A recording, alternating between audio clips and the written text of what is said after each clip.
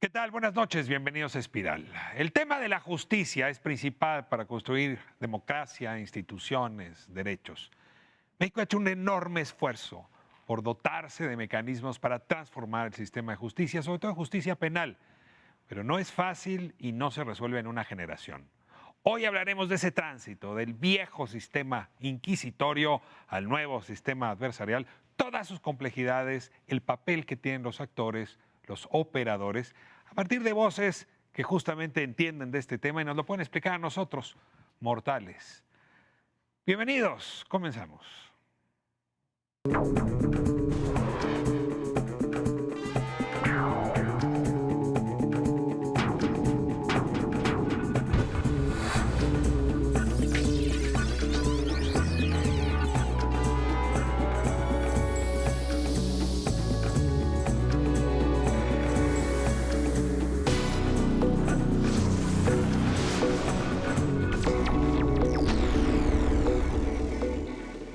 Pues lo prometido, hoy vamos a hablar de este nuevo sistema de justicia penal con quienes desde su operación, desde su teoría, desde sus desafíos han venido siguiéndole la pista a la transformación. Les doy la bienvenida, como esta edición Espiral, les voy a pedir que se presenten cada quien. Hugo Concha, comenzamos con usted. Pues Hugo Concha, soy investigador del Instituto de Investigaciones Jurídicas. Como sucede muchas veces en la vida de todas las personas, la vida me llevó por el sendero del derecho penal. En realidad soy constitucionalista, pero trabajé en el órgano que implementaba el nuevo sistema de justicia penal. Trabajé en la Procuraduría General de la República y todavía estuve involucrado hace relativamente poco en el proyecto que se presentó por parte de organizaciones de la sociedad y de la academia de la nueva ley de la Fiscalía General de la República.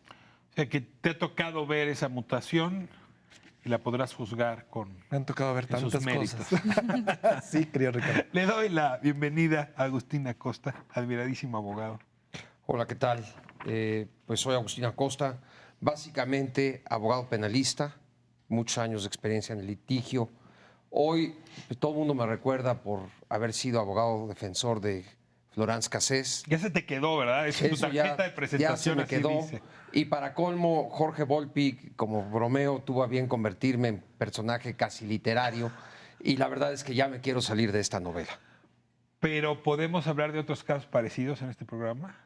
¿O Sí, ese por fue el supuesto. último caso extraño que usted tuvo en precisamente a raíz de ese asunto, ahora hemos trabajado en muchos asuntos que no figuran digamos, en la primera plana de los periódicos, pero que son igualmente dramáticos de injusticia y de violencia y de arbitrariedad, y además que involucran no a una francesa, sino a muchos mexicanos. Ahora hay un argumento de que el cambio de un sistema a otro va a atenuar, a disminuir las violaciones constitucionales, las violaciones al debido proceso, y es un poco la pregunta principal de este programa. Si en efecto esta transición va a servir para hacernos de instituciones de justicia más eficientes.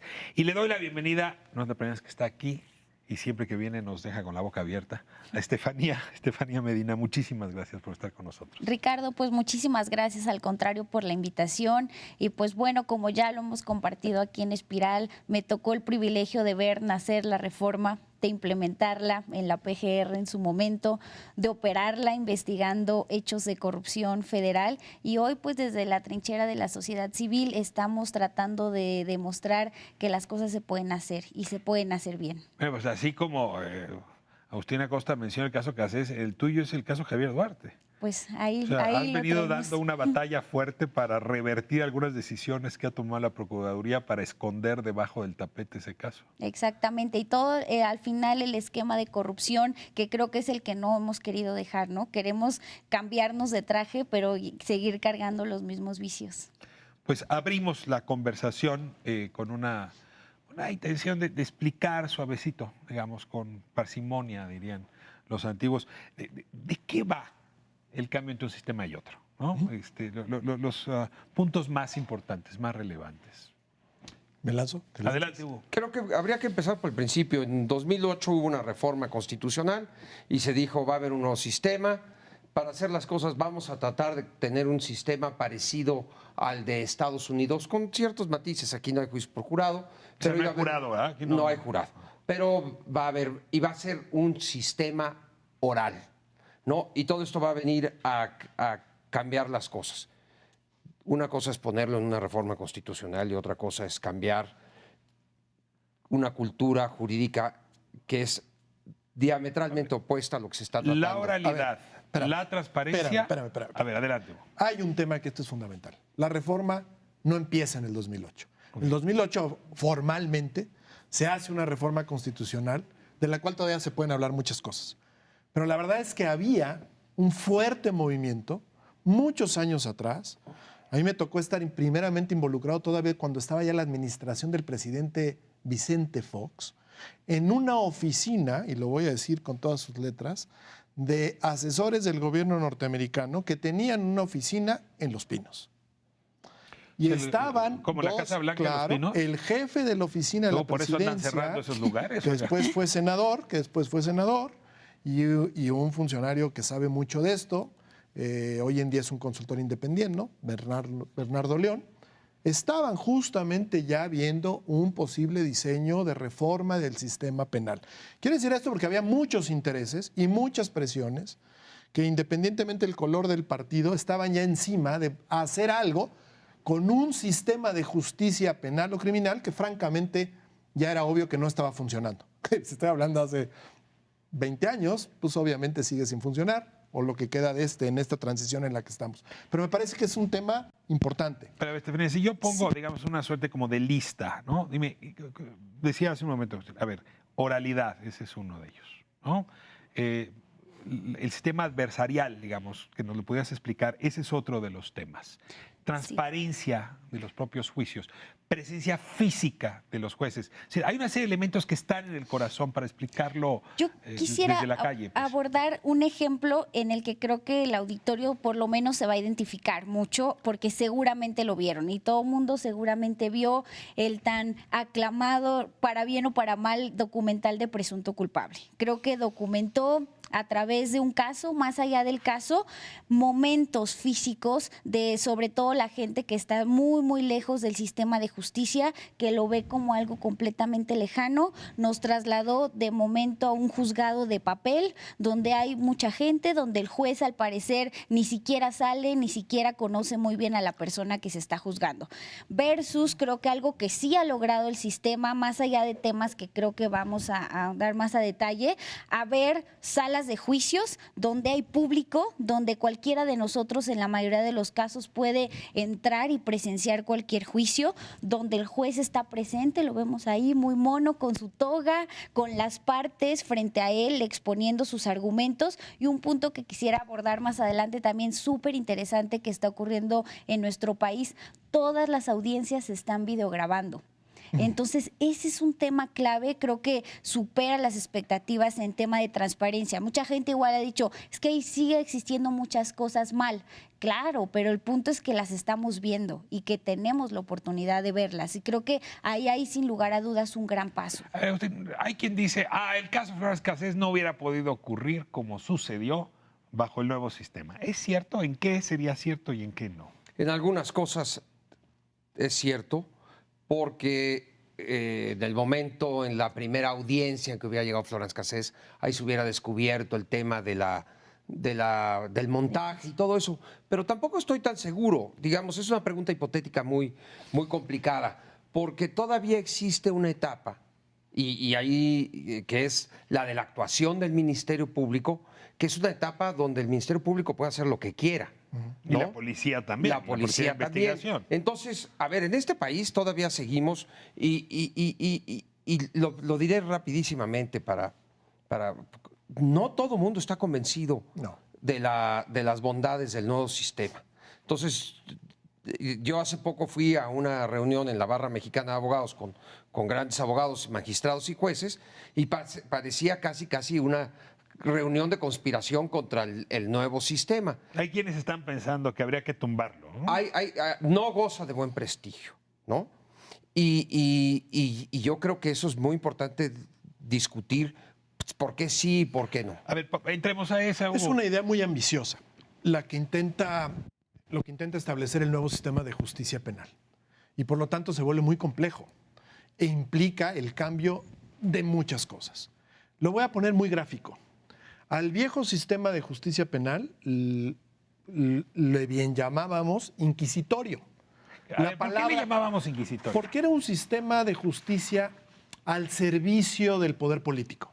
A ver, es que eso me suena como a la Santa Inquisición, como me suena como a la época de la colonia. ¿Al servicio del virrey o qué? Al servicio del poder político en este país, al servicio de los poderes ejecutivos, sean locales, los gobernadores o fuera el presidente de la República a nivel nacional. Y la ¿Por Gran qué? Inquisición venía y te Porque decía, el Hugo, tú eres sistema, culpable. porque y todo las al revés. procuradurías, y por eso el cambio también de la procuraduría a una fiscalía autónoma era tan simbólico y tan importante, la procuraduría como titular que va a iniciar monopolio de la acción penal, ¿Qué quiere dicen decir los eso, el abogados, monopolio de la que acción solo los agentes del Ministerio Público son los que pueden conducir y llevar ante un juez una acusación y una investigación, ¿no? Esto también ya trae sus cambiecitos, pero eso lo tenía solo la Procuraduría, y la Procuraduría era una oficina del Ejecutivo.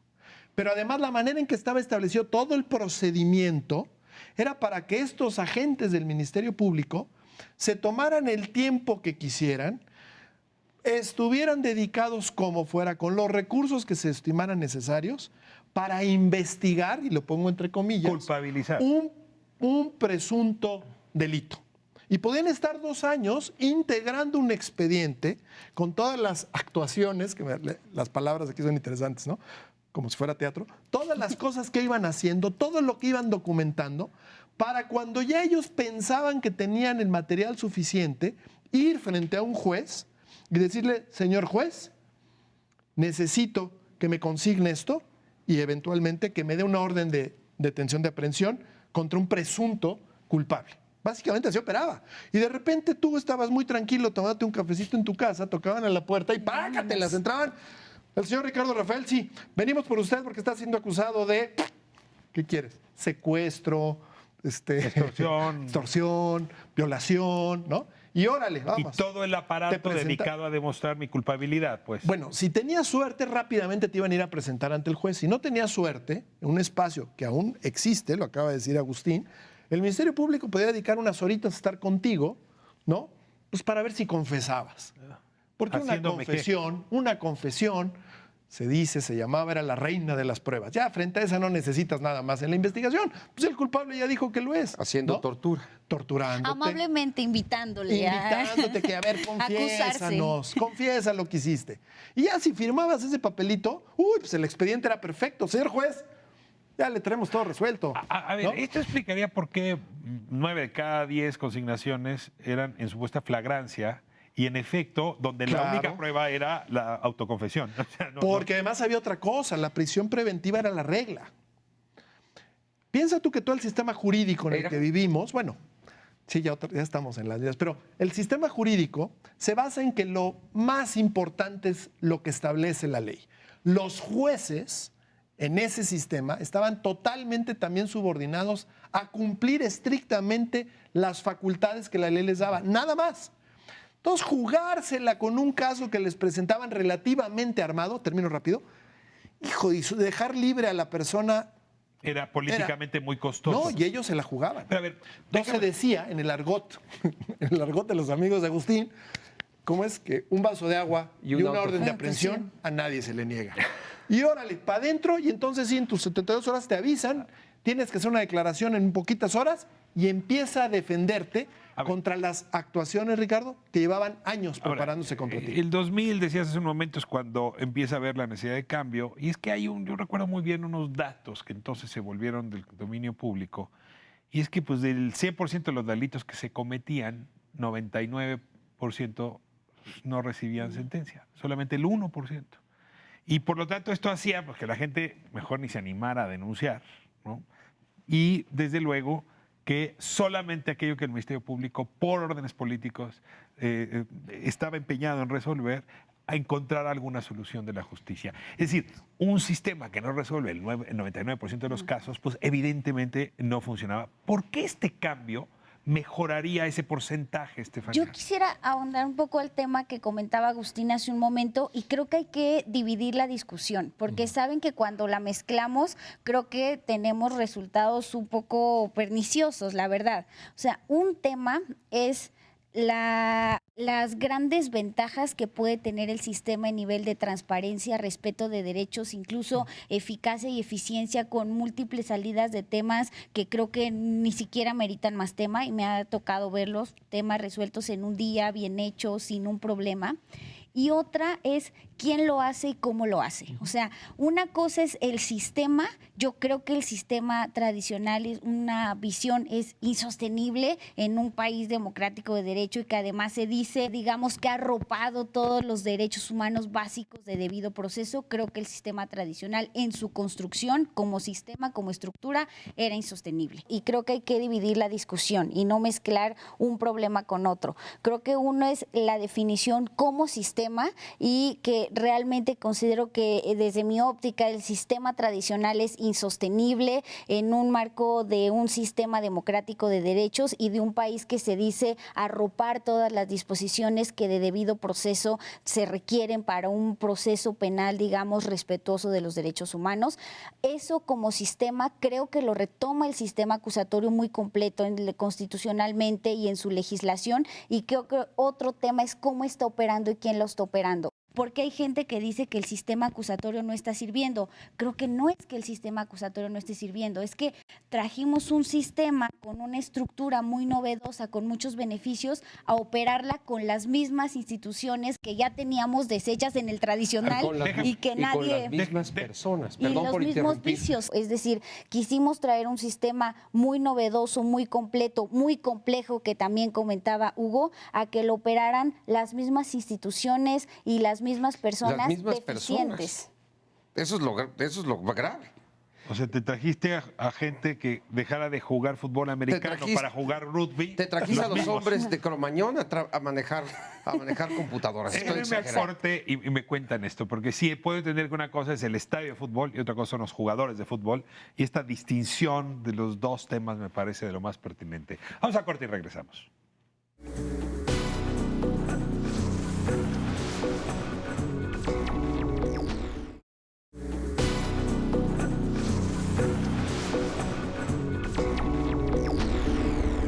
Estamos de vuelta hablando del sistema penal, que quisiéramos que ya evolucionara y el nuevo se implantara. Y yo tengo en la memoria lo que pasó con los primeros estados, las primeras entidades donde este sistema se instaló, porque hay que decir que de pronto pareciera que todo ocurrió en 2008 a nivel federal, y el tema es que Oaxaca, pero sobre todo Chihuahua, dieron este paso.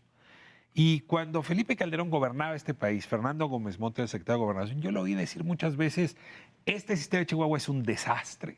Le llamaba la puerta giratoria, o sea, llegan los delincuentes y vuelven a salir. Hay que regresar a lo que teníamos antes, y trató de frenar la reforma. Déjame decirte un poco lo que se decía cínicamente. La reforma constitucional se dio en la época de Felipe Calderón. Y decían, Felipe Calderón no quiere la reforma porque la entiende. Y luego vino el cambio de gobierno y dicen, Peña Nieto la quiere porque no la entiende. ¿No? Entonces, perdóname el cinismo de esa frase. Lo primero que diré es que el sistema es implacable con la incompetencia. Este sistema nuevo. Este sistema, O sea, Ministerio Público que no sirve, juez que no o funciona. abogado que no funciona. Te lleva a la trampa. Exactamente. Bueno, no. Te visibiliza. Exacto. Yo No, creo bueno, que, yo les voy a eso le da platicar, yo les voy a platicar detractores. el miedo que teníamos todos los abogados de que, y eso hasta con alguien como con el prestigio de Fernando Gómez Montt, que llegaras a una audiencia y un juez te dijera, usted no conoce el sistema, por favor, retírese de la audiencia y pongan al defensor de oficio. Pues, no, ya grandes Pierdes al cliente mucha lana, Bueno, man. olvídate del cliente, ¿no? Entonces, sí había ese gran tema. La mala imagen, y aquí es el caso de Chihuahua, que empezó antes, el caso de Rubí, donde en público absuelven a una persona acusada de un delito muy grave, la madre de la víctima se enfurece y queda muy mal el sistema. Que, de nuevo digo, el gran problema es que seguimos arrastrando a las mismas personas y no va a ser muy complicado. Dicen que es un cambio de chip. No, es algo mucho más profundo. complejo.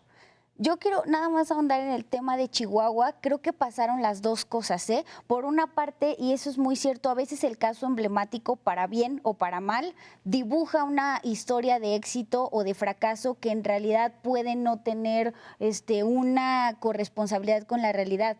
Me ha tocado trabajar con gente de Chihuahua que implementó, que trabajó, que hoy lo litiga, y les puedo decir que no he visto yo un estado con la camiseta más puesta y haciendo una mejor chamba que Chihuahua. A ver, Creo que eso fue revelador. estos comentarios de Fernando Gómez Montt fueron exactamente por allá de los 2008, 2009, 2010. Pero hoy, Hugo, el sistema de Chihuahua funciona bien. Es decir, Claro. hay una curva de aprendizaje y ni modo, pues se pagan costos con toda curva de aprendizaje. Pero es un sistema mucho mejor que el que existe en otras Yo entidades. creo que eso es a lo que hay que tirarle. Es decir, el sistema es idealmente un sistema complicado, es un sistema que ojalá algún día lleguemos a plenitud, pero aún sin llegar a plenitud, en el proceso de cambio, implican tantas transformaciones en las diferentes instituciones involucradas que vamos ganando cosas. A ver, Lo pero que pasa es que pero, a ver, veces, yo- déjame acabar, a veces muchas de estas transformaciones no son políticamente vendibles, o al contrario, tienen costos muy altos y hay otros, Sí. otros temas que son, de veras, muy problemáticos. Capacita y cámbiale, no de chip, entrena y educa a una policía que no tiene capacidades para aprender un montón de habilidades nuevas en materia de investigación. Pero yo creo que además hay otro tema. A ver, yo quisiera enfocarlo para entenderlo. La idea es pasar de un sistema donde está un juez que no conoce al acusado, donde hay una discusión en un juzgado lleno de papel, a un sistema que parezca como las películas de abogados que vemos en el cine y series gringas. en la televisión, ¿no? Con abogados muy elocuentes y oposiciones. Y la verdad, ese es el mundo ideal. De entrada, es que realmente queremos eso, porque somos especialistas en simular. Si hoy, a mí me preguntan, y no sé Chihuahua, ¿qué es la justicia en los gobiernos de los estados? Pues voy a ser particularmente cínico para provocar la discusión. Pues es lo que quiera el señor gobernador. Pero si ya está en este momento el sistema porque nuevo. se sigue colando la influencia del Ejecutivo a través del Poder Judicial. Y la otra cosa que someto aquí al debate es, ¿y realmente queremos fiscales independientes? Parece ser que no, ¿no? Al menos no lo vemos muy claro.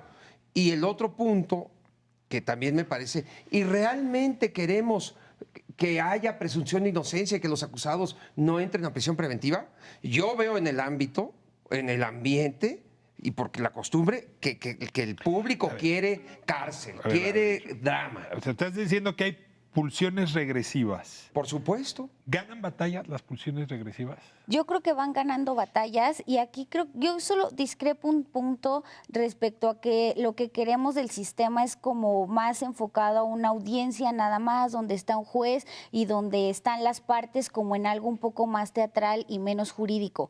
Desde lo que nos ha tocado ver el cambio es mucho más de fondo. O sea, yo lo he vivido en las propias investigaciones de pasar a gente y yo les he preguntado, oiga, y usted a MPs, en mis equipos de trabajo, ¿y qué hace usted folie y enviando focios y guardando y poniendo? No, por favor, a ver, tráiganse y vamos a armar una red de vínculos y armemos un buen caso de corrupción. A ver, vamos a armar operativos y hemos tenido casos de mucho éxito también en ese ámbito. Entonces creo que el caso es, las audiencias, claro que es lo más visual, lo que la gente más entiende, pero eso es quizás hasta lo más superficial, ¿eh? A ver, déjenme irme al tema o el corazón del problema que planteaba Hugo hace un momento. Es decir, a ver, era un sistema que decidía, tú eres culpable, y luego le echaba toda la inversión pública y todo el poder político a demostrar. Para demostrar Y tu entonces culpabilidad. la tortura se valía, ¿no? Las presiones, la extorsión, en fin. Y una vez que tenías la confesión, de poco Papel de importaba, oro. a ver, ¿qué decían los otros testigos? Mucho menos, ¿para qué hacer una prueba pericial? ¿No? A ver, una gota de sangre, el calibre de la pistola. Es más, los archivos, ¿no? Para ordenarlos bien y que entonces el caso, por el sistema de investigación fuera contundente. Ahora en este nuevo sistema, pues tenemos que inventar los archivos y tenemos que reinventar la policía Laboratorios. pericial y tenemos que gastar en laboratorios, en fin. Sí es trastocar toda la investigación. Y aquí paso como a la siguiente gran pregunta. ¿no? Ya vi que hay pulsiones regresivas, que hay avances, de todas maneras yo creo que va a ser difícil echarlo para atrás. Pero ¿qué tal los operadores del derecho van haciendo su chamba? Es decir, ¿qué tal están saliendo los abogados de las universidades? ¿Qué tal vamos con las periciales, o con los criminalistas o los criminólogos? ¿Qué tal vamos con los ministerios públicos o con los fiscales? ¿Qué tal vamos con los jueces? O sea, ayúdenme a hacer una revisión para saber ya no cómo está la cancha del juego, sino cómo están los jugadores. Te voy a decir de lo que yo vi y fueron visiones así como genéricas o muy específicas y no litigando. Yo creo que esa parte se las dejo a mis dos compañeros de programa. Lo que yo he visto es que hay diferencias muy importantes. Pero en términos generales, para contestar tu pregunta, puedes decir que los jueces, en primer lugar, quizá es el sector, desde mi muy particular punto de vista, más preparado para el cambio. Porque los jueces han tenido más oportunidad a capacitaciones, quizá la propia labor es una labor que se ha prestado más a ese tipo de trabajo más de gabinete, de estar viendo, de estar recibiendo y de estar analizando. Es un análisis distinto. Ahora tienen que ser más rápidos en sus actuaciones, tienen que oír, tienen que escuchar y a partir de ahí hacer conclusiones más o menos rápidas. Pero digamos que no era un trabajo tan distinto. Además, el sistema plantea que ya no hay un juez, sino que por lo pronto, hombre, hay 3, pero voy a quitar el de ejecución de sentencias, es otro tema, hay 2. Uno de control y el que lleva propiamente la audiencia penal. ¿Ok? Y eso también ayuda, creo yo, a una mejor distribución del trabajo y sobre todo una mejor protección de los derechos de las partes. A ver, nada más para entender, el de control es el que recibe de parte del Ministerio Público la averiguación, la denuncia, y una vez que Y las esta presunciones procede, para ver si se entonces procede entra. a vincular a proceso o no. y una vez que se decide Una vez procesar, que se arranca, entonces ya pasa. la audiencia propiamente de juicio la va a llevar otro juez. ¿Ok? Porque además de esa manera logras descontaminar presentación de pruebas, son varias cosas se logran, ¿no? Porque acuérdate que la idea fundamental del nuevo sistema es que ese desequilibrio que había, el Estado todopoderoso y la par, el que se tenía que defender, ahora es ponerlos en igualdad de circunstancias. Esta parte nos había faltado. Por eso Esa es idea, igualar la adversarial. cancha. Claro, es igualar la cancha. En lugar ¿Ok? de inquisidor, Así es. Creo que yo entonces que los jueces, con enormes diferencias entre estados y cosas, pero en términos generales, son los mejor preparados para el cambio. Yo me sumo a la postura completamente. Creo que los jueces y en concreto y con muchos criterios que no compartamos, pero el Poder Judicial, además federal, creo que está fuertemente preparado, creo que han hecho un gran esfuerzo, creo que el trabajo de policías y ministerios públicos muy pobre, y no lo digo solo hacia las personas, creo que institucionalmente es muy pobre, está lleno de muchos vicios de corrupción. A ver, quiero hacerte una pregunta para meterme en esa hondura. ¿Lo crees si hablas en términos de crimen organizado? O sea, el delito federal, así más sonado en la prensa, siempre es crimen organizado, ¿no? Entonces ahí está el asiedo, ¿no? Que yo la sigo viendo como una suerte de caja negra, ¿no? Impenetrable. ¿De plano sientes que los jueces están actuando y están bien preparados para combatir la opacidad de ese régimen especial? Yo lo que creo es que, y lo que he visto y en el sentir de los jueces en los que he oportunidad de comentar, dicen, la PGR o la Fiscalía ahora no nos trae bolas, ¿eh? O sea, no nos trae buenas bolas de debate de temas complejos. Dice, creo que estamos listos. Y donde creo que están ocurriendo las peores vaciladas en los casos más importantes siguen siendo la Fiscalía. Un ejemplo muy rápido. El otro día me vengo enterando por ahí en la plática, casos de lavado de dinero, operaciones con recursos de procedencia ilícita, están saliendo a través de una figura como acuerdo reparatorio. ¿Qué quiere decir el acuerdo reparatorio? Que voy, me pongo de acuerdo con el agraviado, en este caso el SAT, una disculpa, van 50 millones de pesos porque pues me cacharon, ¿no? Ahí haciendo un poco de lavado de dinero y aparentemente es legal. Si uno va al código, bueno, yo hasta dudé, dije, ¿cómo? O sea, ¿en qué mundo este delito? Y dicen, claro, se entiende que es como un delito que afecta el patrimonio. Yo dije, no, claro que no. Es un delito que afecta muchísimos bienes jurídicos, no solo ese, y pues ahí es donde ocurren, digamos, las vaciladas operativas que deslegitiman. Vamos a dar por bueno que los jueces del sistema federal están haciendo su chamba. Yo coincido en esa aseveración. También, a ver, ayúdame a ver, Fíjate qué bien. tú litigas en el A Tribunal ver, de Justicia de la Ciudad de diría, México y otros. Todo mundo le echa la culpa a los ministerios públicos. Y sí hay una mala preparación. Pero antes de ir al Ministerio Público, el Poder Judicial local, ¿qué es tu evaluación, tu calificación? El Poder Judicial local lo primero que necesita es salirse del control político. Y eso no se ha logrado todavía. Ni en la Ciudad de México. En la Ciudad de México ya veremos cómo actúa la presente administración. ¿Pero eso ¿no? depende del juez o de la presente administración? De los tribunales superiores de justicia. Y a nivel, y voy a ser hasta un poco rudo, entre más te vas al sur de la República, más duro es el control, ¿no? Es más difícil en el estado de Nuevo León o en algunos estados del norte. Chihuahua. La Ciudad de México, pues es un mundo muy complejo, es el tribunal local más grande, ¿no? Pero lo primero que diría es que se salgan de Tengo cualquier la posibilidad. información periodística que a lo mejor no tiene fundamento pleno, que muchos quieren traerse casos al Tribunal de la Ciudad de México porque es fácilmente corrompible. Ha sido tradicionalmente digo, fácilmente decir que corrompible. es un tribunal de pureza, no. No, el Tribunal Superior de Justicia es desde lo más oscuro hasta lo más limpio. Otro tema Es muy grande, fundamental. Ricardo. Ese tema no lo dejemos de lado. Es un tribunal sumamente complejo de administrar. Es más grande que muchos tribunales de muchos países.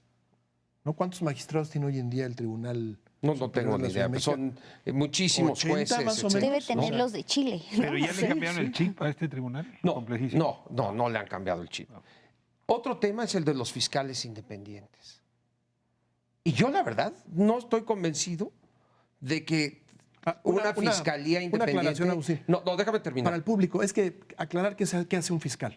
Porque Bueno, los fiscales empieza a que ser son los confuso. que acusan, Sí. lo que antes eran los procuradores, ahora los fiscales independientes la independencia del fiscal va a asegurar, ¿independencia de quién? Del Poder A ver, Ejecutivo. es que estamos yendo a la conclusión antes de explicar el principio. A ver, la justicia es una mesa de varias patas, ¿no? De muchos. Entonces ya revisamos de alguna manera a los jueces, al Poder Judicial, ¿no? Que arbitra, que juzga. Y luego está quien, digamos, representa al pueblo, ¿no? Para presentar las acusaciones, que es el Ministerio Público o el fiscal.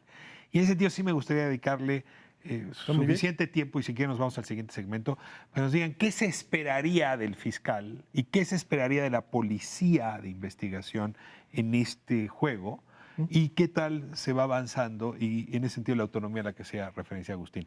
Y no me quiero ir al último segmento sin mencionar la cuarta pata, que son las prisiones, Sí. que forma parte también del sistema de justicia. Voy a corte y regresamos.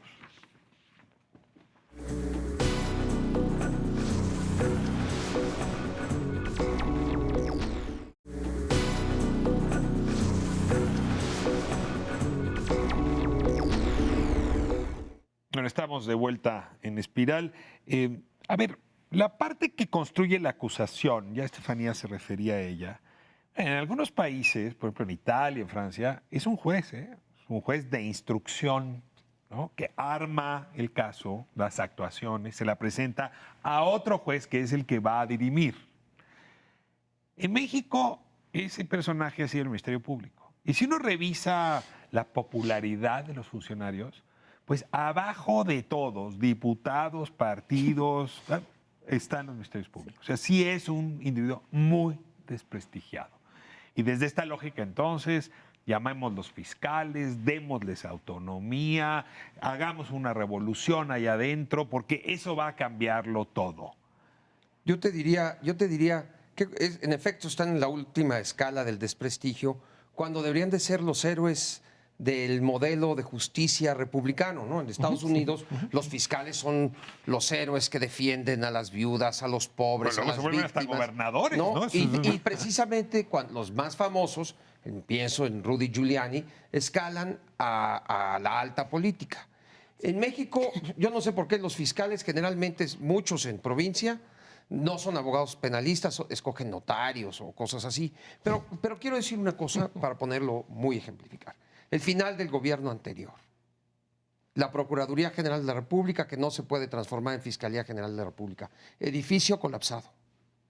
No nos pusimos de acuerdo para nombrar a un fiscal general de la República y se tuvo que terminar el mandato un fiscal interino, es decir, un procurador interino. Ese es el nivel de crisis que vive el Ministerio Público.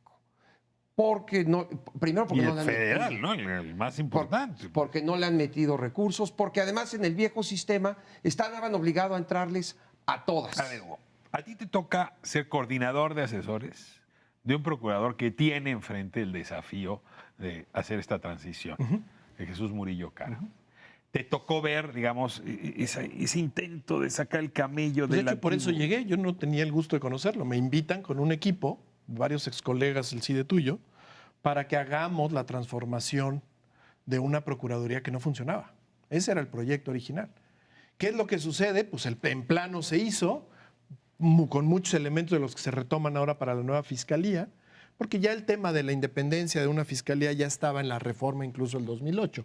Lo que pasa es que luego agarró más fuerza, pero se hace todo ese plan y sin embargo lo que le pasa a los procuradores es que el margen de maniobra conforme pasan las horas se les va acotando porque en este esquema y contexto de criminalidad que vive el país no tienen mucho margen A ver, para Murillo Karam moverse. tenía que operar esa reforma y al mismo tiempo resolver Ayotzinapa. Bueno, Es decir, casi tendría que haber- entre muchos otros temas, muchos. ¿Cómo le hace un procurador para llevar el caballo y al mismo tiempo cambiarle las Exactamente. las Las cerraduras? patas, claro, ¿Hay posibilidad de Yo, hacer yo eso? creo que hay un tema que no ha ocurrido con los procuradores y fiscales y creo que es dejar, y lo hemos platicado creo que en este escenario, dejar de pensar que tiene que resolver los 10 asuntos más graves de la Procuraduría. Se me hace gravísimo eso. Un procurador, y no se diga un fiscal general de la República, creo que es más un administrador, un gestor, un director de una organización. Y pongo el ejemplo, piensen en cualquier empresa, de cualquier producto, de un refresco. A ver, el CEO de esa empresa La va y política supervisa general, ¿no? cuando se sale el agua de uno de los tanques. Por supuesto que no. Se encarga de correr al que eso se salió durante 15 minutos y no hizo nada. Entonces creo que tenemos que transformar la visión de que el titular de una fiscalía federal o local tiene que estar a cargo de los 10 casos más importantes. Voy a citar a Luigi Ferrajoli, es la única, digamos, cita académica que me va a permitir para entrar al tema de la autonomía. Ferrajoli dice, mire, la autonomía del Poder Judicial debe radicarse en cada juez. Y si lo parafraseo, pues la autonomía de cada Ministerio Público, pues no se radica en la Fiscalía, sino en cada fiscal. Y desde esa perspectiva, yo creo que sí es una buena idea que dotemos de autonomía, por lo menos política, para ponerlo claramente, a los fiscales nuevos. Que sean los fiscales que investigan. Es una discusión, digo, ahorita está zanjado, ¿no? Hay un fiscal general, ¿no? Que va a durar 9 años. No sé cómo le va a hacer para durar 9 años. Nunca he visto un ser humano que en México Sí. que tenga la capacidad física y política para resistir 9 Alejandro años. Gertz Manero llegaría a los 90 años, ¿no? Más Además, o menos. ¿no? Dentro de 9 Se le ve muy vigoroso. Sí, pero lo que dice Agustín, aunque tuviera 50. El es decir, promedio es 2 años y medio de procuradores, ¿no? Sí, evidentemente que fueran autónomos, ¿no? Yo creo que en eso todos coinciden. Yo mi experiencia es que he visto que todos estos fiscales autónomos que han nombrado en Chiapas o tal, muchos de ellos terminan en la cárcel. Pues sí, son ¿no? autónomos para hacer Se fechorías. asumen su autonomía y luego terminan en la cárcel. Y ya que hablaron del caso Ayotzinapa, ¿no? El tema de Ayotzinapa, que se dio en el viejo sistema, nos muestra el nivel de colapso del viejo sistema y cómo todavía no podemos procesar. Es decir, todavía no hemos podido ofrecer al público, y me incluí en ese plural, pero todavía no ha podido la institución ofrecer al público una versión definitiva de esos hechos. Es decir, esa versión histórica, esa verdad histórica quedó completamente... Ahora, es curioso porque yo no diría que en el caso de Ayotzinapa, quizá me equivoco, el tema principal es el fiscal, porque mucho está puesto en los otros elementos de una buena investigación. Por ejemplo, Policías. un buen sistema pericial que no esté influenciado por motivos políticos, manipulado por Tomás Herón para hacer lo que querían hacer. En efecto, habilidades, tecnología, ¿no? Sí, el cuerpo pericial. En este sentido sí me interesaría mucho que me contaran cómo está la investigación. Y ahí lo ligo con la policía de investigación, que es la tercera pata a la que hacía referencia hace con un un momento. tema más, Ricardo, que sale normalmente de los análisis, que se intentó hacer algo en la nueva proyecto de fiscalía y que creo que no fue del todo exitoso. De acuerdo a cómo está establecida la Procuración de Justicia en nuestro país en la Constitución, si tú le das un zape a un policía federal, es un asunto que va a dar a la Procuraduría, a la Fiscalía General de la República. Es decir, todo lo que se comete o se dice cometer como un delito a un actor federal Una carretera por su federal, naturaleza, si me estrello, lo la que sea, rayo, todo en principio tiene el derecho de llegar a la fiscalía. Y se ha manejado este tema, yo creo que a lo largo de la historia y muy mal, de que es la institución que va a recibir todo y todo lo va a investigar. 123 millones de habitantes y un solo hombre encargado en del las tema. fiscalías o sus equivalentes en otros países del mundo eso no ocurre, lo platicábamos al inicio del programa. Los fiscales americanos escogen los casos que van a resolver, que van a dedicarle, porque los casos son muchísimos y los recursos siempre son escasos. Tienes que ser muy claro con el tipo de asuntos que vas a resolver, el tipo de fenómeno delictivo, que ese era el plan, de amarrar fenómenos delictivos para dedicarle los recursos transversales de la institución para atacarlos.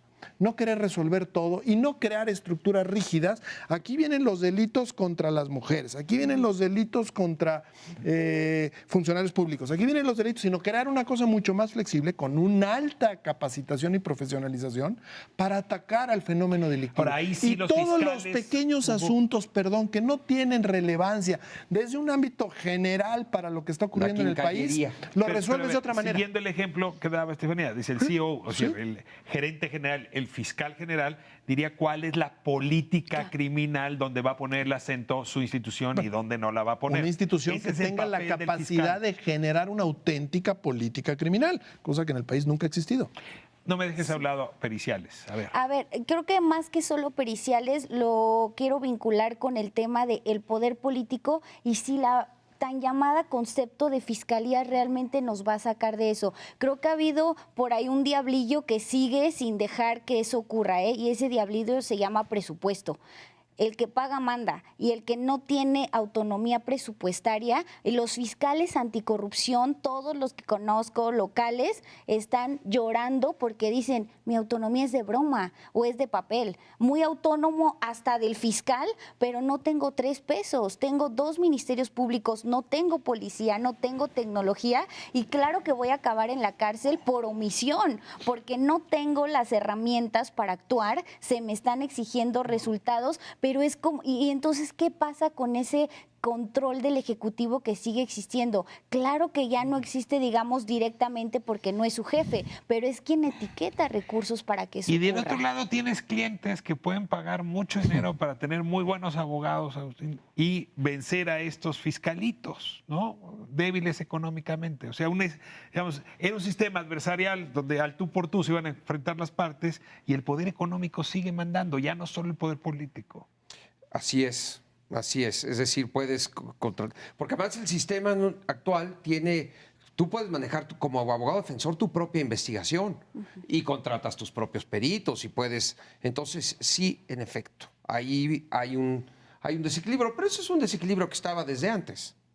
Entonces, yo señalaría otra Sí, cosa. pero si el poder político lo disminuyes por medio de estos Por eso el mecanismos poder y el político- poder económico sube, pues entonces el poder económico es el que asuma. El poder- Súmale fiscales que no tienen carrera hacia adelante, porque la profesionalización es un chiste, se la juegan día a día y saben que pueden salir de la institución el mes Por siguiente. eso el poder no político- no tienen estímulos de otro tipo, no tienen protecciones y no tienen capacitación. Y eso es caldo de Imagínate el mundo en cultivo el que para la estás. corrupción también. Claro. Ahora, yo digo, por eso el poder político quizá todavía deba estar.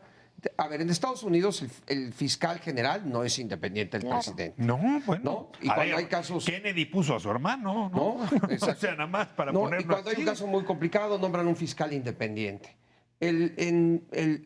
Quizá el poder político, y eso sí es un tema, es vamos a concentrar en los casos que realmente vale la pena investigar. Así es. Y Para marcar precedente, Y vamos a para- meterle todos los recursos. Yo hoy lo que veo, y lo están sacando los medios, es que en los datos de corrupción se van por los funcionarios menores y los funcionarios más importantes no pasa nada. Ojo, hay otra figura que se nos ha olvidado, que se llama, ahora ya el sistema que antes conocíamos de testigo colaborador protegido, como que se reproduce ya todo el sistema, es decir, agarras a un pez menor, saca la sopa, para decirlo en términos Chivos expiatorios los llama el callejero, presidente. ¿no? Saca la sopa para poder ir más adelante, ¿no? Y eso es un sistema que se puede manipular más. Pero eso también permite que ya no proceses a algunos que han colaborado con el sistema. Eso es delicadísimo. ¿Y cómo se va a armar eso? Se nos fue el tiempo.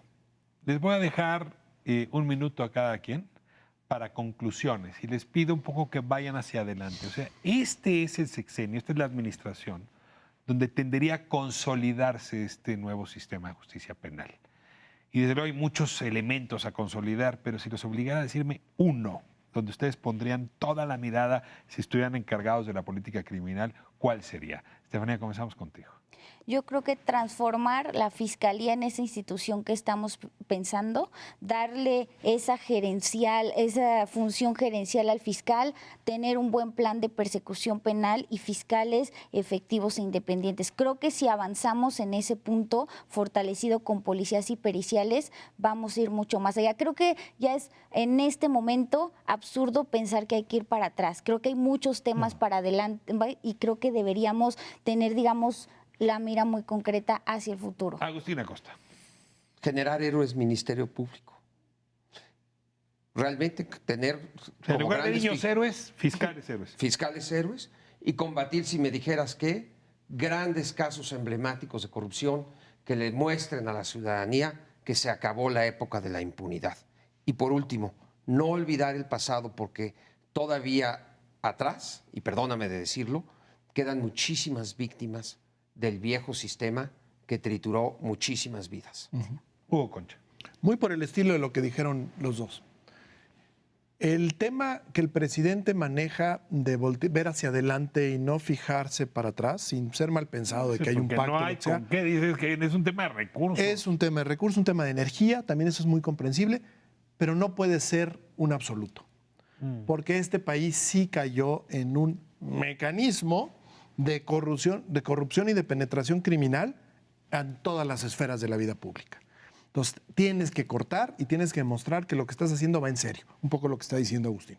Tienes que trabajar muy a fondo en la profesionalización, como tú bien lo planteaste, tanto con los recursos que requieren de los fiscales como con la policía, que ahora pues será la Guardia Nacional, es la enorme oportunidad si vamos a crear estos nuevos cuerpos, pero crearlos y que sepan responder en todo lo que le llamas la primera instancia de recepción del crimen, ¿no? Porque son los que van a empezar a proteger las que se van a convertir en pruebas para que las procese y haga su trabajo los fiscales. Pues cerramos la conversación, no cabe duda que quizá el principal problema de este país es que la Constitución no gobierna todo el territorio y a todas y a todos. Gobierna solo a algunos y mal. Así que la Constitución realmente gobierna el país, pasa por construir un sistema de justicia, que por cierto es anterior a la justicia social. No hay justicia social sin justicia. Y esta es la aduana que nos hemos eludido demasiadas generaciones, demasiado tiempo. Este es el momento para resolverla. Muchísimas gracias a los tres por esta conversación. Gracias. Nos vamos próximo jueves, 11 de la noche.